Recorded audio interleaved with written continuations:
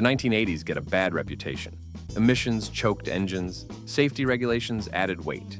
Insurance companies tightened their grip on performance cars. But hidden among the malaise were a dozen machines that refused to die quietly.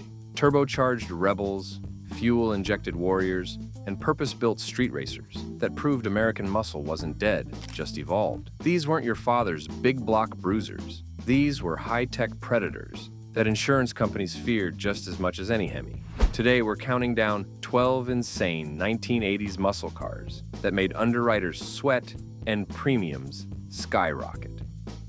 Number 12, 1987, Oldsmobile 442.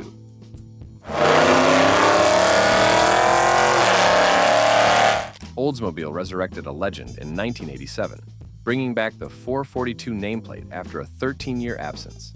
The original 442 had dominated the 1960s with big block fury, but this modern interpretation faced a different world, one strangled by regulations and dominated by insurance company bean counters, who remembered exactly what the 442 badge represented.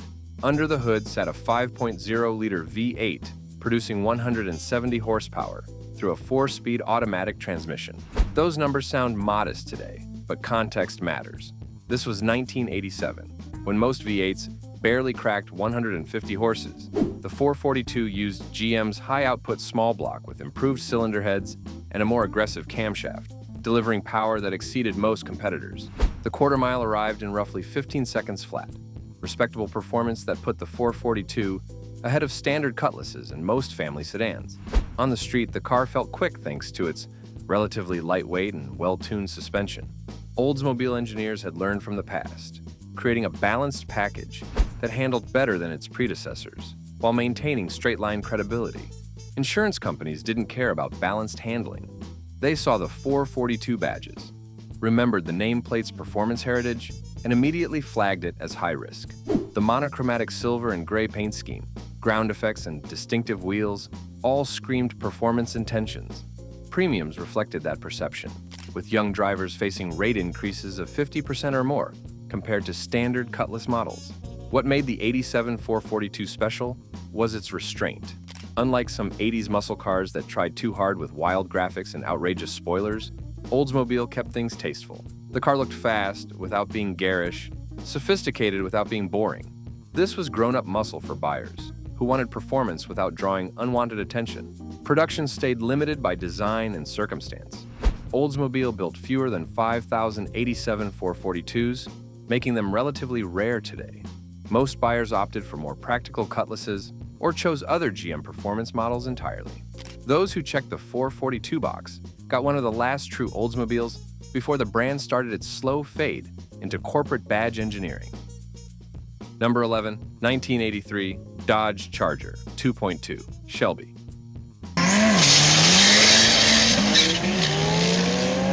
Carroll Shelby returned to Chrysler in the early 80s, and his first project seemed unlikely. A front-wheel drive economy car with a turbocharged 4-cylinder engine. The Dodge Charger 2.2 Shelby represented everything traditional muscle car fans hated: wrong wheel drive, tiny displacement, and European-inspired handling. Insurance companies, however, saw something different: Carroll Shelby's name and turbocharger performance.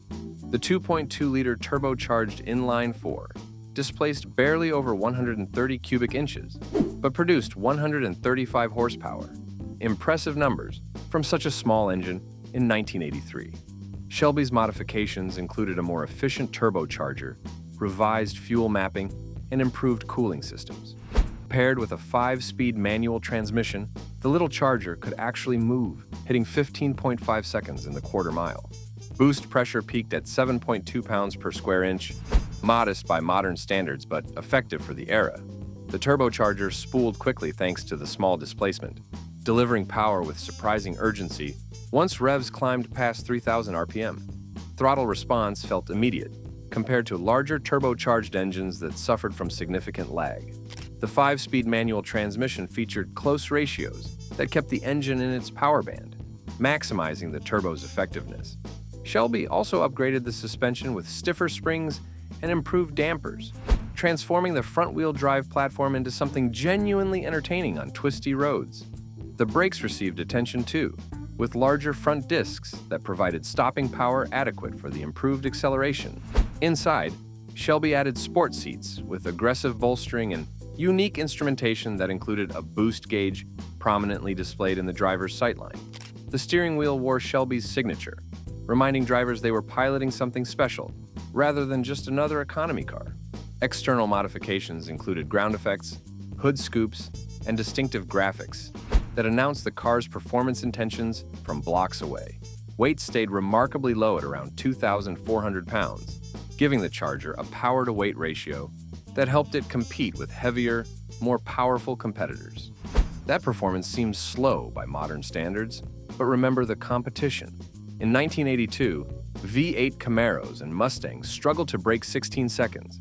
Shelby's Turbo 4 matched or beat naturally aspirated V8s, while delivering better fuel economy, a combination that attracted budget-conscious enthusiasts who still wanted excitement. The Shelby Charger could achieve 25 miles per gallon on the highway, numbers that V8 pony cars couldn't approach without compromising performance entirely. The purchase price stayed remarkably low at around $8,000, making it one of the most affordable performance cars available in showrooms. Maintenance costs remained reasonable too, with the four-cylinder engine requiring less fuel, smaller tires, and cheaper replacement parts than traditional muscle cars. This combination of performance, efficiency, and affordability made the Shelby Charger an attractive alternative for young buyers who couldn't afford V8 insurance premiums or fuel bills. Insurance companies hated the Shelby badge regardless of displacement. That name carried historical weight, representing decades of high-performance modifications and racing success. The turbocharger designation raised additional red flags. Even though the Charger was front-wheel drive and relatively tame, insurers treated it like a genuine performance threat, hiking premiums accordingly. What made the Shelby Charger interesting was its quirky personality. This wasn't a traditional muscle car. It was something different, a turbocharged oddball that handled better than it accelerated and felt more European than American. Shelby included upgraded suspension, better brakes, and distinctive graphics that set the Charger apart from standard Dodge economy cars. Production numbers stayed relatively low, with Shelby building fewer than 10,000 across multiple model years. Most examples lived hard lives, driven daily, and eventually discarded when repair costs exceeded their value. Survivors are increasingly rare today, representing an unusual chapter in both Shelby's history and Chrysler's 80s performance story. Number 10, 1983, Ford Mustang SVO.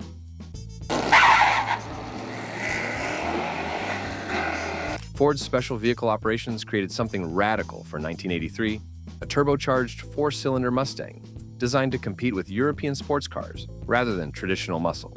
The SVO represented Ford's attempt to prove that technology could replace displacement, that forced induction and sophisticated engineering could deliver performance without big block mass. The heart of the SVO was a 2.3-liter turbocharged inline-4, producing 175 horsepower. That might not sound impressive, but the engine delivered power with impressive smoothness and surprising torque. Ford paired the Turbo 4 with a Borg-Warner T5 5-speed manual transmission, creating a drivetrain that felt European in character but American in execution. Quarter-mile times hovered around 15 seconds flat, decent performance that put the SVO ahead of base Mustangs, but behind V8 GTS. However, the SVO wasn't built for drag racing. It excelled on twisty roads, where its sophisticated suspension, quick steering, and four-wheel disc brakes made it feel like a genuine sports car rather than a nose-heavy pony car. Insurance companies flagged the SVO designation immediately. Special vehicle operations represented Ford's performance division, a clear indication of serious engineering and intended purpose. The turbocharger added additional risk perception. Even though the SVO cost significantly more than a Mustang GT, insurers treated both models as high-risk performance cars, charging premiums that often shocked buyers expecting reasonable rates. What separated the SVO from other Mustangs was its sophistication. Ford included features like articulated front seats, premium audio systems, and unique instrumentation. The exterior featured functional hood scoops, aggressive ground effects, and distinctive biplane rear spoilers. This wasn't a dress-up package. This was genuine engineering, focused on total performance, rather than straight-line acceleration alone. Production stayed limited across the SVO's short lifespan. Ford built roughly 10,000 examples between 1984 and 1986, with most buyers choosing cheaper Mustang GTs instead. The SVO's high price and unusual character limited its appeal, but those who understood what Ford created got one of the most sophisticated American sports cars of the decade. Number 9, 1986, Pontiac Firebird Trans Am with tuned port injection.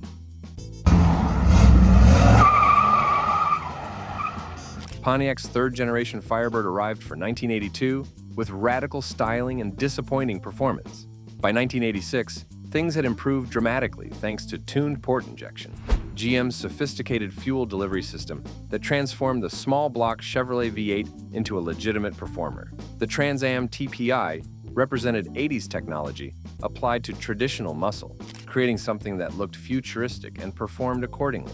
The 5.0-liter TPI V8 produced between 190 and 210 horsepower, depending on configuration and year. Those numbers represented significant improvements over earlier carbureted engines with better throttle response, smoother power delivery, and improved fuel economy. Paired with a 5-speed manual transmission, the Trans Am could blast through the quarter mile in roughly 14.5 seconds. What made TPI special was its character. The engine pulled strongly from low RPM, building power progressively to redline. Electronic fuel injection eliminated the flat spots and hesitation that plagued carbureted engines, delivering instant throttle response that made the car feel quicker than its numbers suggested. The distinctive plenum with its tuned runners looked spectacular under the hood, a visual statement of technological sophistication. Insurance companies loved, or rather hated, the Trans Am's styling. That low-slung wedge shape, pop-up headlights, and aggressive ground effects screamed performance. The screaming chicken hood decal became synonymous with 80s excess, impossible to miss and impossible to ignore. Insurers knew exactly what Trans Am badges represented: young drivers, aggressive behavior, and elevated crash risk. Premiums reflected that assessment. Trans Am buyers faced rates 50 to 100% higher than comparable cars without performance credentials. Young drivers often found coverage completely unavailable, forcing parents to co-sign policies or abandon Trans Am dreams entirely. The combination of flashy styling and genuine performance made the TPI Trans Am an underwriter's nightmare.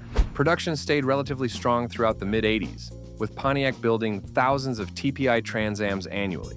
Most lived hard lives, driven enthusiastically, and eventually succumbing to rust, accidents, or neglect. Clean survivors command strong prices today, particularly manual transmission examples, with desirable options like T-tops and premium audio systems.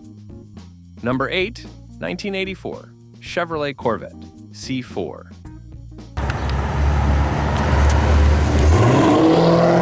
Chevrolet's fourth-generation Corvette arrived late for 1984, so late that Chevrolet skipped the 1983 model year entirely. The C4 represented complete reinvention: new chassis, new suspension, new interior, and thoroughly modern styling that looked nothing like previous Corvettes. Insurance companies took notice immediately. This wasn't just another Corvette. This was America's sports car reborn with technology that threatened European exotics. The initial 5.7-liter V8 produced 205 horsepower through either a 4-speed manual or 4-speed automatic transmission. Those numbers seem modest today, but the C4's real strength came from its chassis. Chevrolet engineers created a suspension that actually worked, with independent rear suspension, modern geometry, and sophisticated damping that transformed Corvette handling from terrifying to competent. Quarter-mile times hovered around 14.1 seconds. Decent but not spectacular performance. However, the C4 shined on road courses and winding roads, where its balanced weight distribution and superior grip embarrassed cars with far more horsepower. The Corvette finally became a genuine sports car, rather than just a fast cruiser. Insurance companies viewed Corvettes as automatic high-risk policies, regardless of actual performance. The nameplate carried 6 decades of history, all of it associated with speed, power, and driver enthusiasm. The C4's modern technology and improved performance only amplified that perception. Young buyers faced impossible premiums, with many carriers simply refusing Corvette coverage for drivers under 25. What made the C4 revolutionary was its completeness. Chevrolet included electronic instrumentation, advanced climate control, and premium materials throughout. The interior felt like a genuine sports car, rather than a modified sedan. Removable roof panels provided open-air driving without compromising chassis rigidity, while the massive cargo area offered surprising practicality. Early C4 production suffered quality issues and teething problems, typical of completely new designs. However, Chevrolet addressed problems quickly, and by 1985, the Corvette had evolved into a genuinely impressive sports car. Today, early C4s represent affordable entry into Corvette ownership, offering modern performance and reliability at surprisingly reasonable prices. Number 7. 1987 Chevrolet Monte Carlo SS Aero Coupe. NASCAR homologation rules created some of the strangest and most interesting street cars ever built. The 1987 Monte Carlo SS Aero Coupe represented Chevrolet's response to Ford's slippery Thunderbirds, a fastback modification designed to reduce drag and increase top speed on superspeedways. Only about 6,300 examples reached dealerships, making the Aero Coupe one of the rarest Monte Carlos ever produced. Under that distinctive sloping rear window sat a 5.0-liter V8, producing 180 horsepower through a 4-speed automatic transmission. Those numbers weren't impressive even by 80s standards, but the Monte Carlo wasn't built for quarter-mile glory. It was designed for NASCAR, where aerodynamics mattered more than horsepower, and where that fastback roofline could gain crucial tenths at Talladega and Daytona. Quarter-mile times stretched to 15 seconds or more, leisurely performance that disappointed buyers expecting genuine muscle. On the highway, however, the Aero Coupe felt stable and composed at high speeds. Thanks to its improved aerodynamics and reduced lift, the Monte Carlo cruised effortlessly at triple-digit velocities, though actually reaching those speeds required patience and long straightaways.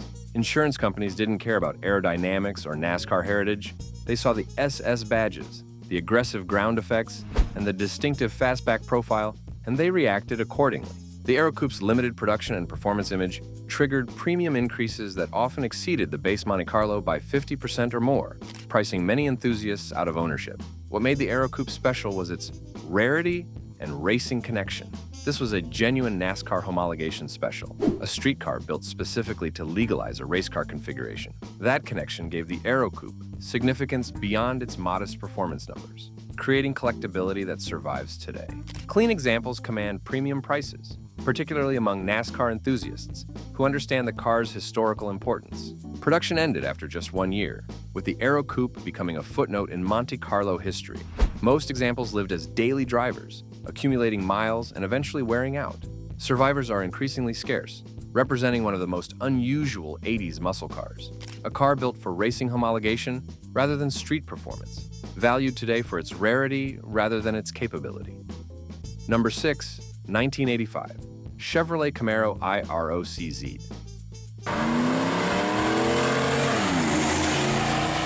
The International Race of Champions gave its name to one of the most iconic 80s muscle cars.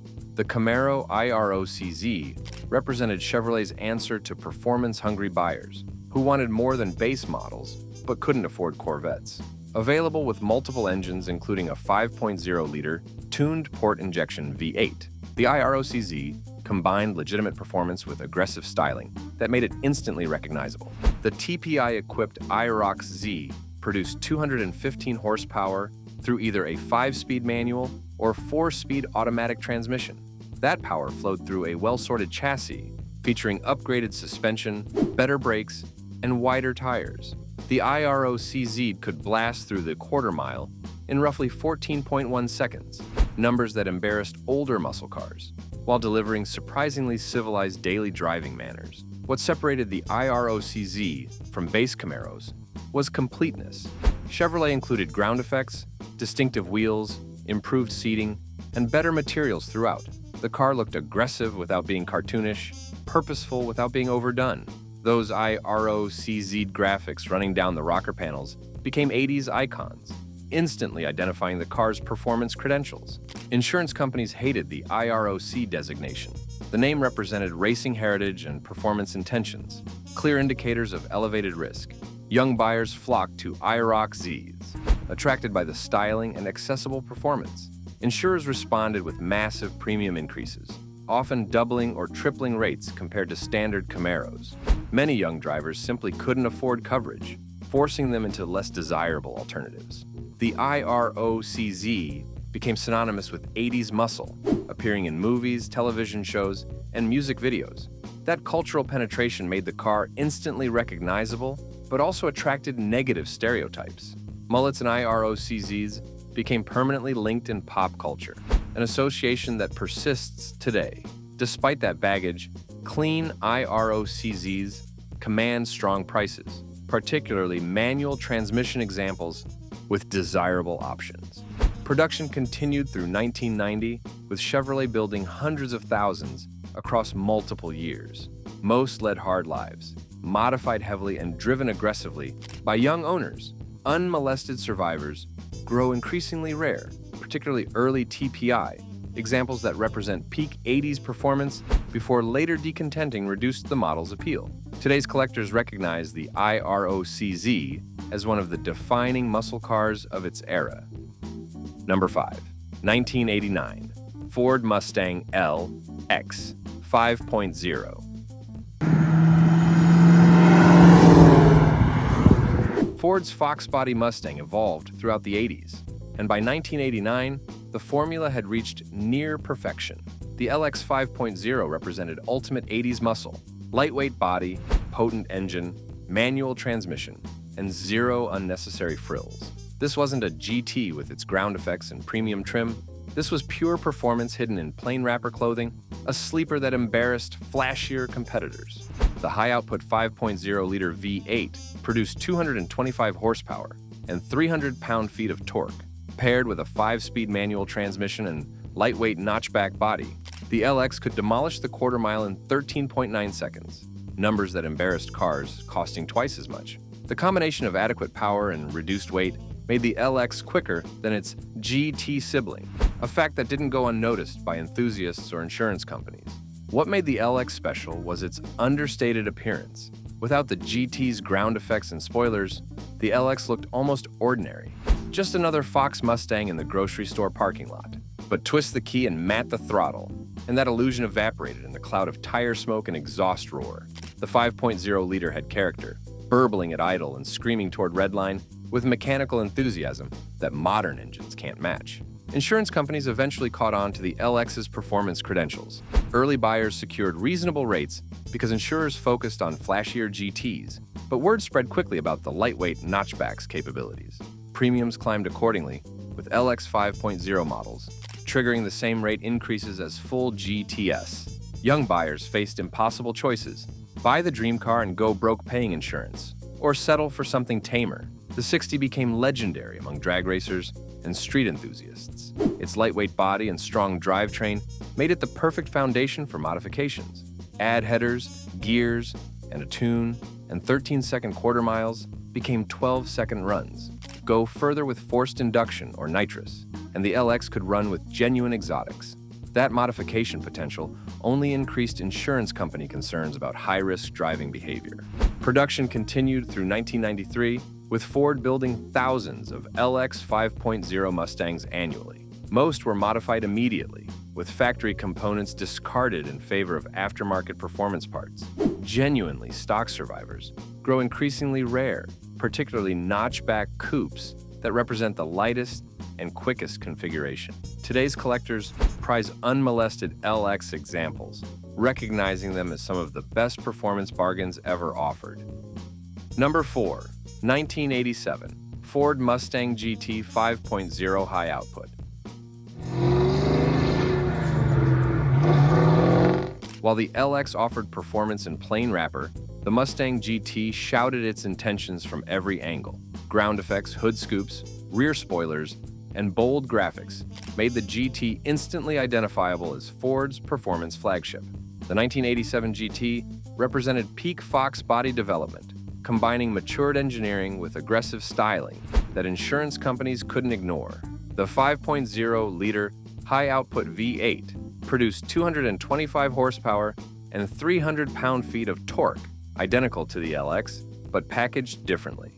The GT's additional weight from ground effects and trim meant slightly slower acceleration, with quarter-mile times stretching to 14 flat. However, most buyers didn't care about that tenth of a second. They wanted the GT's aggressive appearance and premium features. What separated the GT from the LX was completeness. Ford included better seats, upgraded audio systems, fog lights, and distinctive wheels. The interior felt more finished, less economy car and more performance machine. The GT badge carried a cachet that the plain LX couldn't match, making it the preferred choice for buyers who wanted recognition alongside performance. Insurance companies despised the GT designation. Those bold graphics and aggressive styling advertised performance intentions to everyone, including underwriters. Young buyers flocked to Mustang GTs, attracted by the combination of accessible performance and iconic styling. Insurers responded with massive premium increases, often doubling rates compared to V6 Mustangs. Coverage denials became common for drivers under 25.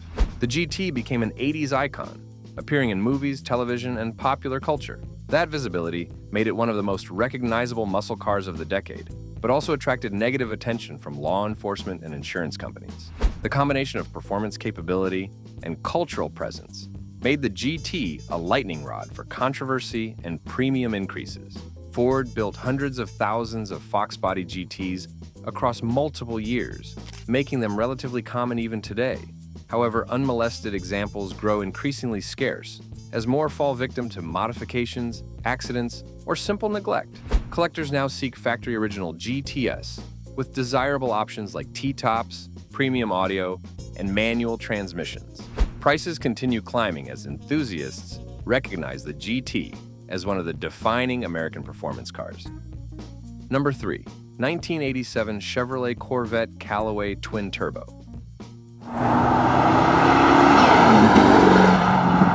General Motors did something unprecedented in 1987. They offered a factory-backed turbocharger conversion that transformed the already quick Corvette into a genuine supercar killer. Callaway Engineering developed the twin-turbo system with GM approval, creating an option that buyers could select directly from Chevrolet dealers. The result was devastating: 345 horsepower, 12-second quarter miles, and performance that embarrassed Ferraris. The Callaway conversion centered around twin turbochargers, feeding the Corvette's 5.7-liter V8. Callaway engineers didn't just bolt on turbos. They redesigned internals, strengthened components, and calibrated everything for reliability. The result made 345 horsepower and massive torque that overwhelmed tires at virtually any speed. Backed by a 4-speed manual transmission, the Callaway Twin Turbo could blast through the quarter mile in 12.8 seconds. Those numbers put the Callaway ahead of virtually everything available in American showrooms. It matched or exceeded Ferrari Testarossas, Porsche 930 Turbos, and Lamborghini Countaches, cars costing 3 times as much. Magazine testers struggled to believe a modified Corvette could humiliate exotic supercars, but the numbers didn't lie. The Callaway was genuinely, legitimately fast. Insurance companies viewed the Callaway option as catastrophic. This wasn't just another Corvette. This was a factory-backed modification that nearly doubled stock horsepower. The twin-turbo designation triggered automatic denials from many carriers. Those willing to write coverage charged astronomical premiums, often exceeding $2,000 annually. Young buyers couldn't afford coverage at any price. What made the Callaway special was its factory backing. This wasn't some backyard modification. This was engineering developed with GM approval and covered under Chevrolet warranty. Buyers got supercar performance with factory reliability and dealer support. That legitimacy made the Callaway incredibly desirable, but also incredibly expensive, with the twin-turbo option adding nearly $30,000 to the Corvette's base price. Production stayed deliberately limited, with Callaway building fewer than 200 twin-turbo Corvettes in 1987.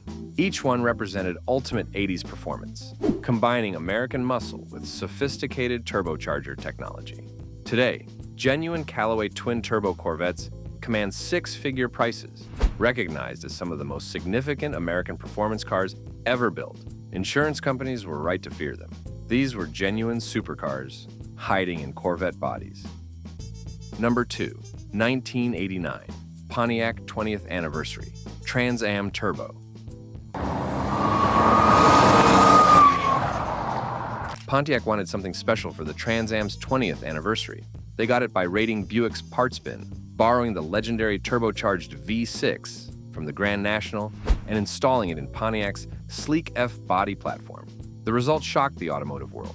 A Trans Am that could outrun Corvettes, Ferrari F40s, and virtually everything else on American roads. Insurance companies took notice immediately.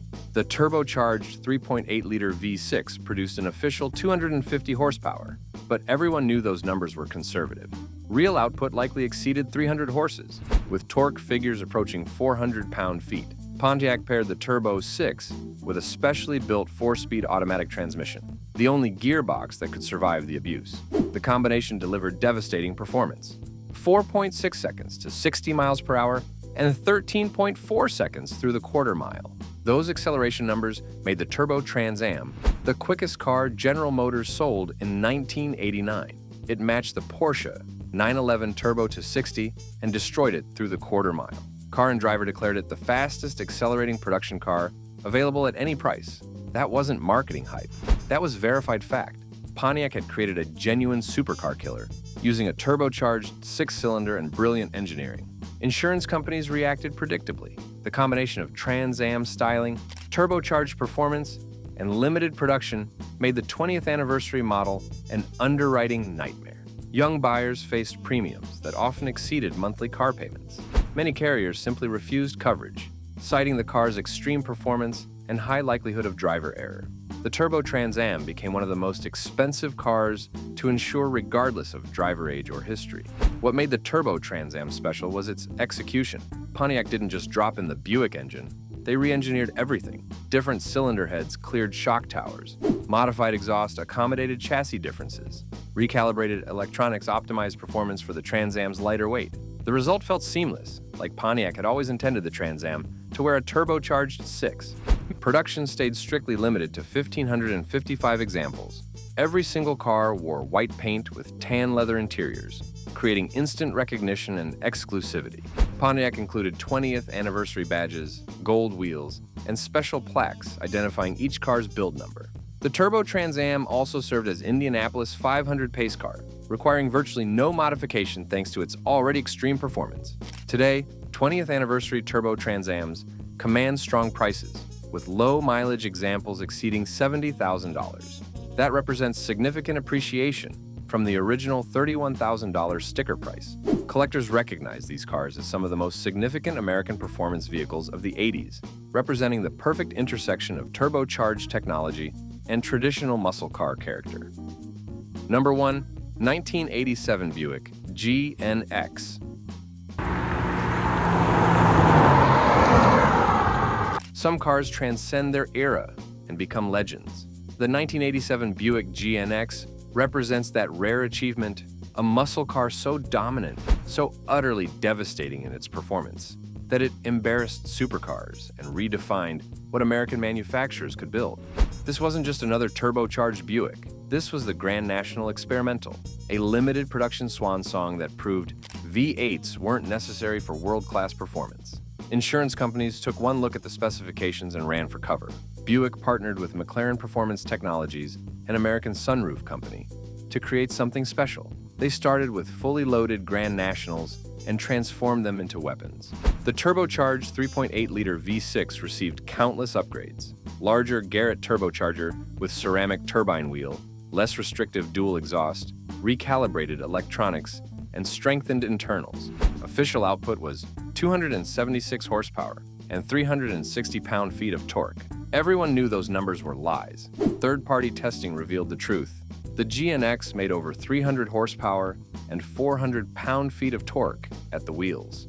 Car and Driver recorded 4.7 seconds to 60 miles per hour and 13.5 seconds at 102 miles per hour through the quarter mile. Those numbers made the GNX the quickest car in America. Quicker than Corvettes, quicker than Ferraris, quicker than everything except the Porsche 911 Turbo. A Buick, a front-wheel drive platform Buick with a V6, was destroying exotic supercars. The GNX's dominance wasn't just about straight-line speed. McLaren engineers upgraded everything: reinforced chassis with torque arm and panhard rod, aluminum differential cover, unique 16-inch wheels with Goodyear Gatorback tires, and specially tuned suspension. The car launched hard, shifted clean, and put power down with shocking effectiveness. Traction was the only limit, and even that limit came later than in most competitors. Insurance companies viewed the GNX as catastrophic. This was Buick, a brand known for comfortable sedans driven by retirees, building a car that humiliated Ferraris. The disconnect between brand image and actual performance made underwriting impossible. Companies that wrote GNX coverage charged astronomical premiums, often exceeding $3,000 annually.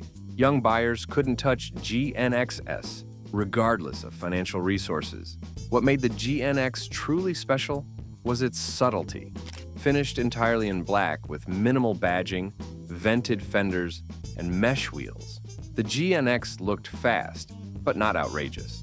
It didn't scream for attention like contemporary Camaros or Mustangs. The GNX whispered menace, prowling streets with quiet confidence backed by devastating capability. That understated appearance made it the ultimate sleeper. Unassuming until the turbo spooled and all hell broke loose, Buick built exactly 547 GNXs, each one numbered and documented. Original sticker price approached $30,000. Expensive for a Buick, but reasonable compared to the performance delivered. Today, pristine GNXs command prices exceeding $200,000. That appreciation reflects recognition of the GNX's historical significance as one of the greatest American performance cars ever built. The GNX represented the perfect ending to Buick's turbocharged performance program and the rear-wheel drive G-body platform. After 1987, both disappeared, casualties of corporate restructuring and changing market demands. The GNX stood alone as proof that American manufacturers could still build world-class performance cars when regulations and bean counters didn't interfere. Insurance companies were right to fear it. The GNX was devastating. These weren't just survivors of a difficult era. They were proof that American performance never really died. While 80s regulations strangled big block muscle, engineers found new paths to speed through turbochargers, fuel injection, and sophisticated chassis tuning. Insurance companies fought back with massive premiums and coverage denials, but enthusiasts persisted. These 12 machines represent the best of 80s muscle, each one a testament to engineering creativity and stubborn refusal to accept mediocrity. Which of these turbocharged rebels would you risk bankruptcy to own? Drop your answer in the comments. And if you love stories from the era when technology met muscle, hit subscribe for more automotive history.